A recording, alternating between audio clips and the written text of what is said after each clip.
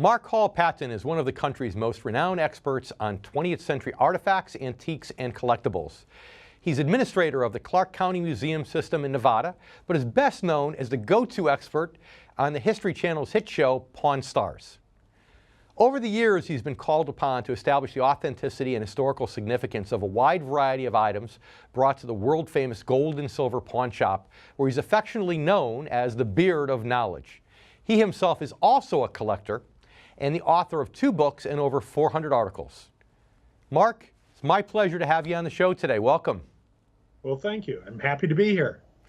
So, how did you get into the collectibles business? I mean, were you one of these where at age 4, walking along the beach, you were collecting seashells? Was it something that's in your blood from a very young age? Yep. I can tell you that at age 5, my dad, who was a retired Navy guy, told me to go get a trash bag and a scale, had me empty my pockets into the bag, and it turned out I was carrying 5 pounds of stuff that I had just kind of collected up as a kid. So yeah, I've always been into stuff, items, artifacts, and I'm lucky I work in a field where I get to enjoy that. But like I say, I'm also a collector. What are some of the coolest things that you think you've collected in the past, or maybe that you've seen others collect? Oh shoot, it gets very difficult to kind of narrow that down. My collection realms, the one thing I don't do, I have to say, is collect anything that relates to the area that my museum covers. So right. I don't collect from Southern Nevada and that sort of thing. But in my own collections and other collections, I have seen some amazing things, some amazing Native American pieces, some amazing books and prints, some wonderful swords, some great early photographs, law enforcement badges, all these different areas that overlap in the areas that I'm interested in. But then I see other people's collections, high-end collections, and it's just like, okay, not going to have any of that in my collection right now. Now, we were talking about Jake Leno's car collection a little bit earlier, and that's something coveted by any car buff. Yes. Yeah, exactly. Even if you didn't have the value of it that you could add to your net worth, just looking at it is impressive in and of itself. But tell me, Mark, what is your one personal and most prized possession, your prized collection? I say collectible item, not possession, because then you'll say it's your wife, and rightfully so. I would have said that. That's true. Right. I most prized piece, it would be a group. It's probably my Orange County, California book collection. I have a very good collection on that area. It's where I grew up, and it's an area that I'm particularly interested in. But that's also, when you're a collector, it's very hard to say this one thing is what I'm interested in. This is the most important. It's like asking which one of my kids I love more. I can't say that. I was just going to say that. It's like asking you which one of your children's a favorite. So tell me, in the past, what has surprised you, not just of your own possessions, but maybe of what you've seen? What are some things that have appreciated in value? And I know you because you're a collector, you don't like to put value on things. And definitely on the TV show, you don't do that. But the point is that what have you seen that surprised you, that's gone up in value more than maybe you expected?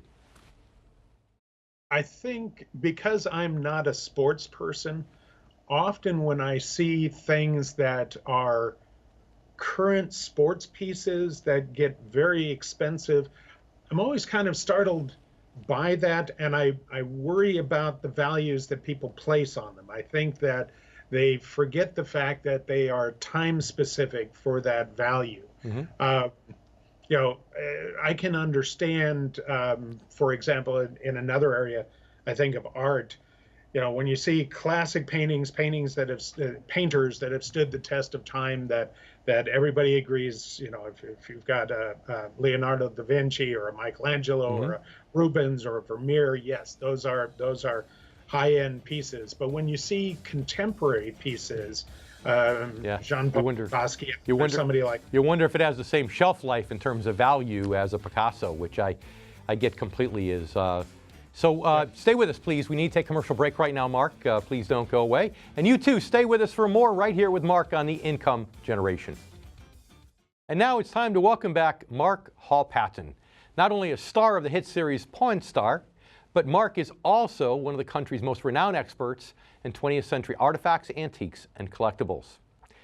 Now, cut you off a little bit at the kneecaps there. We're talking about art, but I get what you're saying also about athletes. You know, if an athlete holds certain records, and let's say another athlete comes and surpasses those records, if LeBron beats Michael Jordan's records, then all of a sudden, the value of Michael Jordan's card is going to drop in value. It's possible. Absolutely. And part of it is also what is generating the value. In many cases, it's who's watching currently and who knows who the people are. If you, you think about somebody who might have been a great player in the 1960s, if the people that are buying today don't know that era of athletes, they're not going to know that this was somebody of significance and wouldn't, add the same value to it that they might somebody today. I think of, we've got the Golden Knights right now here in Vegas that are just doing a wonderful job in the NHL, and some of the players there are becoming very well known. And those in a signed jersey from one of them, Fleury or somebody like that, is of great value right now. Sure. Now, not saying that anything against him, but you got to really think about what are you investing in and why. That's right. That's right. Is it long lasting, or is it just a fleeting notion? So speaking of that, what do you see now on the horizon that you think, if you had to just guess, I'm gonna kind of put you out on a limb there for a minute, that has value looking forward, that you think is something that might be an area, not anything specific, but an area that you think might have more potential for appreciation? Maybe it's something that you think, or maybe it's something that other collectors are talking about. What would you tell our viewers that have some money to burn on collectibles and really have a passion for it? Well, first and foremost, collect what you like. Don't worry about what somebody's telling you. If you like it, go ahead and collect it, because it's very hard to generate a lot of money in collectibles unless you're buying really high-end, very rare material. And you didn't get to hear all of my monologue portion of the show, but I did speak with. I did say that probably 5 times, so I agree. I agree 100%.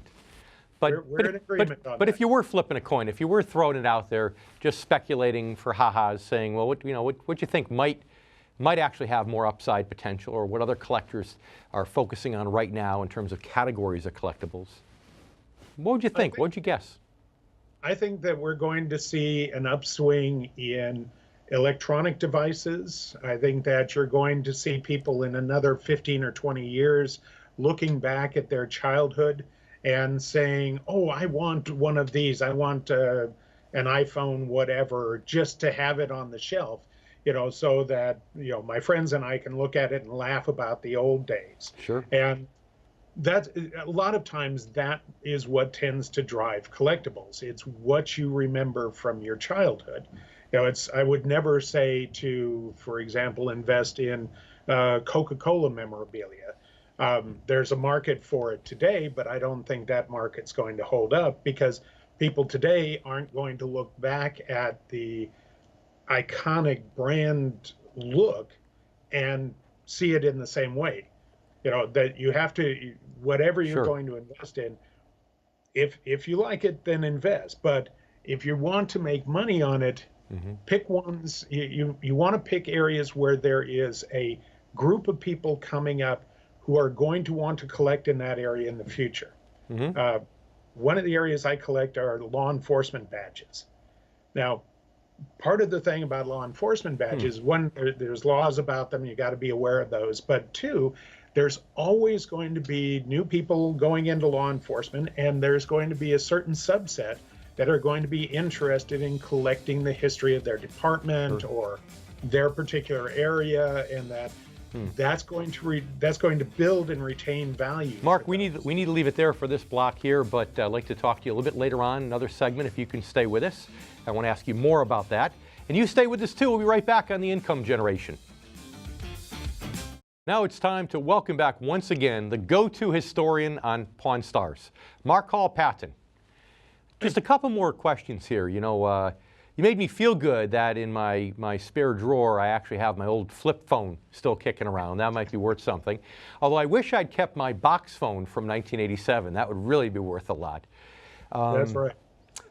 Police badges. I can't say I have any police badges. And you're right, there are limits on those. I can imagine that you can't walk around carrying those on your chest. That would probably go over like a lead balloon, right? But you also have things like you can't own a current police badge from Nevada in Nevada.